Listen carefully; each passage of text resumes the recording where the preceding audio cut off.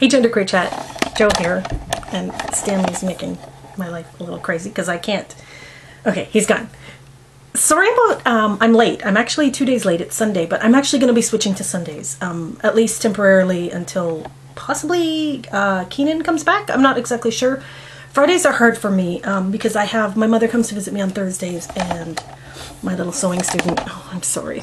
This video camera's tripod is kind of wonky. Okay, this is as good as it's going to get. You're going to miss the top of my head. And then my sewing student comes on Wednesday. So if I don't get it done on Friday the day, which I usually nap after work, you guys know this because I always just woke up from a nap and I always look like hell. So whatever. I'm your new Sunday person, hopefully.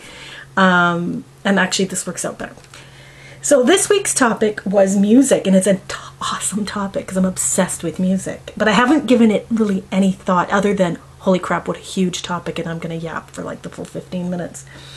What kind of music do you listen to? And the artists, bands, songwriters, and are genderqueer as well? Tell us more about your likes and dislikes in the music industry. Okay, you guys know me. You know how much I hate all things gendered. You know how much I rail against gendered TV shows. I boycott shit constantly. Music, for some god-forsaken reason, is 100% exempt from all of this. I listen to the most ridiculous, redneck, gendered shit you've ever heard in your life, and I sing along with gusto. I listen to rap. Eminem is one of my favorite artists of all time, and they don't come any more freaking misogynist than him, and I'm the first one to admit that. And I love country music. Let me just turn this lights on here. Yeah, that's the handy switch. You ever seen on TV? Wait. Yeah, so I just plug these Christmas lights into a whatever. Yeah, so like country and rap, and then I like 80s pop, and I like rock, and I like metal. I love heavy metal from the 80s.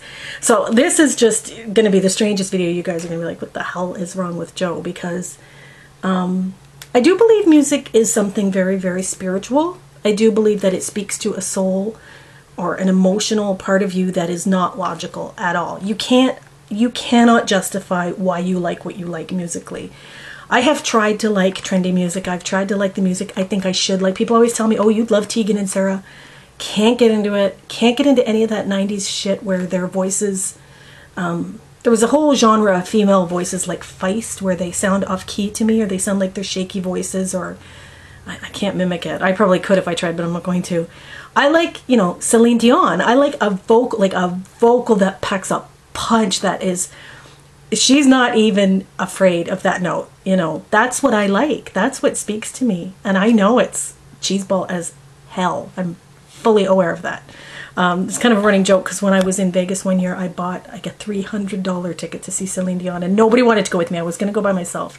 But she was sick that week, so I missed. They refunded the money, and they actually gave us all a 1 year subscription to her fan club or something. But that's it. I was ready to pay, you know, $300 to see Celine Dion. This summer, I'm turning 40, and how I want to spend my 40th birthday is several friends and I are going to see Toby frickin' Keith at Darien Lake near Buffalo. And yeah, that is how I chose to spend my hard-earned money and spend my birthday. And I saw Toby Keith last summer, and I saw him the year before that too. I see him every summer. It's like my guilty pleasure.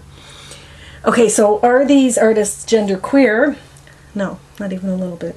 They don't come. It doesn't come any more gendered than country music. Country music is hopelessly, motherfuckingly gendered, and I sing along, and I don't even know how to justify it. There is no justification.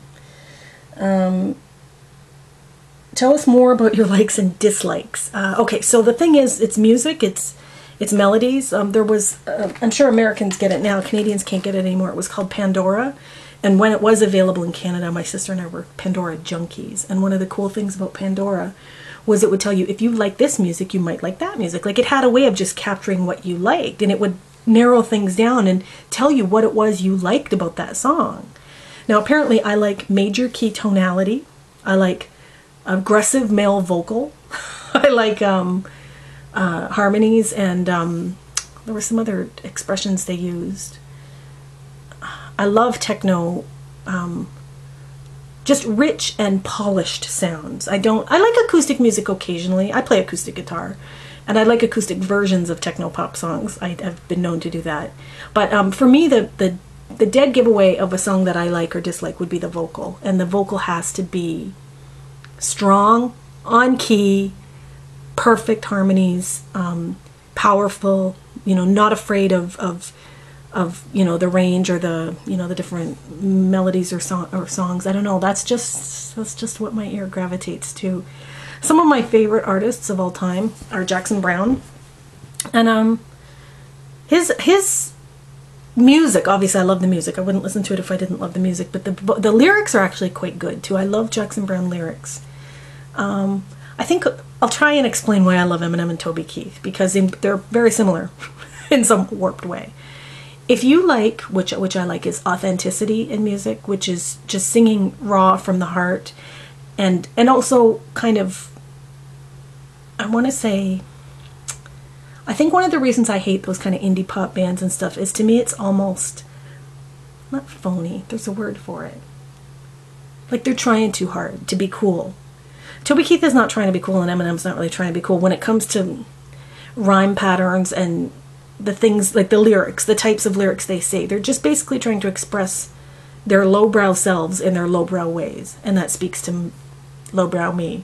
You know, I grew up in a very low socioeconomic class, blue-collar family. I love when people express themselves authentically. What I love about Eminem in particular, and I don't know why, maybe he, you know, I started listening to Eminem in 2002, right after, no, I'd quit smoking in 2000, but it came at a time in my life, I think, when I was still dealing with a lot of anger issues, and nobody does anger like Eminem does anger. Nobody can express anger articulately like Eminem can express anger articulately. Nobody can do that. I think he's a lyrical freaking genius. I really do. I think Lose Yourself might well be my favorite song of all time, although it was, when he came out with I'm Not Afraid, my head exploded because I actually thought I might like that better than Lose Yourself. Lyrically, I mean, Dre is known for the pack beats and the melodies and all that. You know, Eminem is not the greatest, and he can't sing worth a shit, and I just finished talking all about singing, so that's obviously not why I like Eminem. I like the authenticity of Eminem, and I love the authenticity of Toby Keith. And if you listen to his songs, it's kind of comical because he has a song, you should Google it, it's called Courtesy of the Red, White, and Blue, and I'm going to presume that the vast majority of people on this channel have never heard it, because I'm assuming the vast majority of people on this channel are not, you know, old and country loving like I am.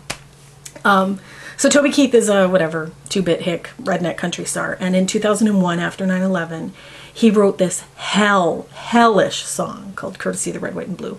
And the lyrics are, I recounted the cliches, like the vulgar American cliches in it. It was like 23 or something. It's one of the lines is, this big dog will bite when you rattle his cage, will put a boot in your ass, it's the American way.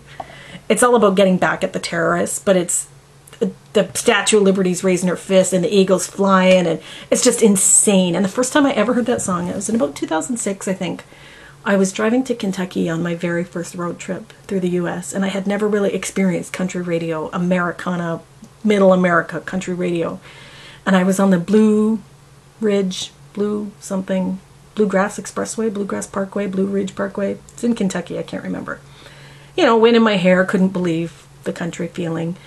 And the song comes on the radio, and I actually had to pull off the road. I was laughing so hard. I thought it was a joke. I actually thought it was a joke, and I texted my friend, and I said, you gotta Google these lyrics. It's funny. He goes, Joe, that's no joke. That's dead serious. He's that angry. The song is subtitled The Angry American. And, you know, in retrospect, I know all the lyrics. I sing along. He does the encore presentation at all his shows, and people go ballistic. I'm embarrassed to actually be saying this. No, I'm not. I'm not embarrassed of who I am. I'm not embarrassed of what I like. But it is comical in light of the things you've learned about me over the last couple of years. And the fact that, you know, I'm so bullheaded and strongly opinionated about so many things. And music's not one of them. Well, I'm very bullheaded about my musical tastes. But I mean, they're just so gendered. And I know it. However, I come from a musical family. My father is a musician, my sister's a musician, I'm a musician, and my mom sang in the church choir and played a bit of guitar, and music was always very encouraged. We were always encouraged to like what we liked and listen to what we listened to, and my dad, you know, we had access to the record player when we were teensy little kids. I knew how to put the needle on the you know, the album, and buying albums. I remember my very first album, Air Supply's Greatest Hits. I remember my very first single, Hard to Say I'm Sorry by Chicago. My very first CD, Black Celebration by Depeche Mode. I mean, music's been a huge part of my life. And